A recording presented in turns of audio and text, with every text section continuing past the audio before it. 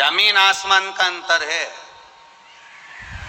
हम जब परमात्मा को छूते हैं, हम जब माता पिता के चरण को छूते हैं, हम जब गुरुजन के चरण को छूते हैं तो हमको आशीर्वाद मिलता है।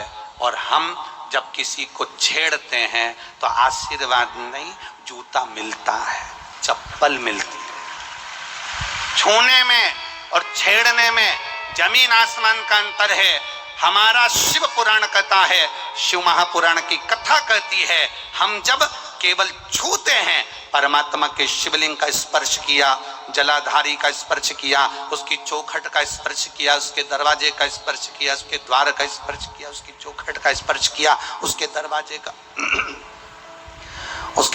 का स्पर्श किया, उसकी चौखट का स्पर्श किया, उसके दरवाजे के चौखट का, नंदी का, उसके चरणारविंद का जब हमने स्पर्श किया, उसको छुआ, तो छूने पर हमको आशीर्वाद मिलता है और कुछ प्राप्त नहीं होता। और अगर एक बार परमात्मा के चरण छूने पर आशीर्वाद मिल जाता है तो हमारा जीवन अपने आप सार्थक होता चले जाता है, धन्य होता चले जाता है।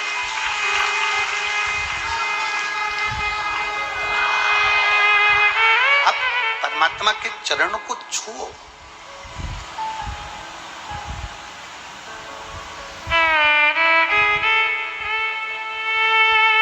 पूरी जिंदगी,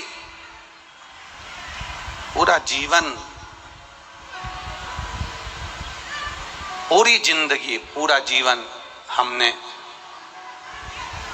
पूरी जिंदगी, पूरा जीवन हमने इस शरीर को साबुन से धोया, इत्र लगाया, साबुन से धोकर इत्र लगाया, खूब इत्र लगाया, खूब धोया, खूब इत्र लगाया, खूब धोया।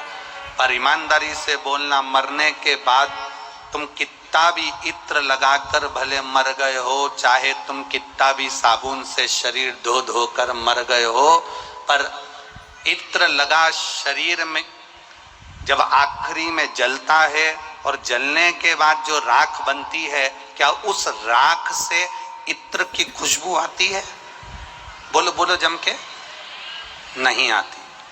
शरीर पर कितना भी इत्र लगाना, शरीर पर कितना भी साबुन लगाना, शरीर पर कितना भी परफ्यूम लगाना, पर शरीर से इत्र की खुशबू तुम्हारे मरने के बाद राख से इत्र की खुशबू नहीं आएगी। पर किसी को एक गिलास पानी पिला देना, किसी भूखे को भोजन करा देना, किसी प्यासे को पानी पिला देना, किसी की दुख की घड़ी में जाकर खड़े हो जाना, तो तुम्हारी राख में से भी इत्र जैसी खुशबू आएगी कि तुम्हारे जीवन में तुमने कुछ अच्छा करा है, तुमने अपनी जिंदगी में कुछ श्रेष्ठ कर्म करने का प्रयास करा है, तुमने अपने जीवन में कुछ अच्छा करने का प्रयास किया।